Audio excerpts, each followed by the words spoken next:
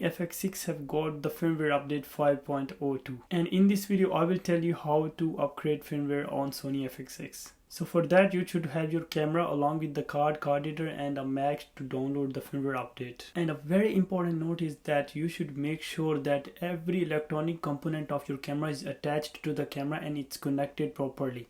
Otherwise you will have a big trouble updating the firmware and you might lose your camera. So first of all, turn on the camera and then put the card in the B slot. Long press the menu button to open the menus and then go to media and format the B drive.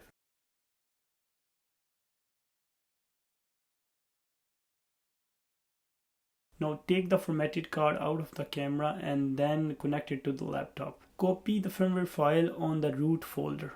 Now eject the card and bring it to the camera and put it in the B slot again.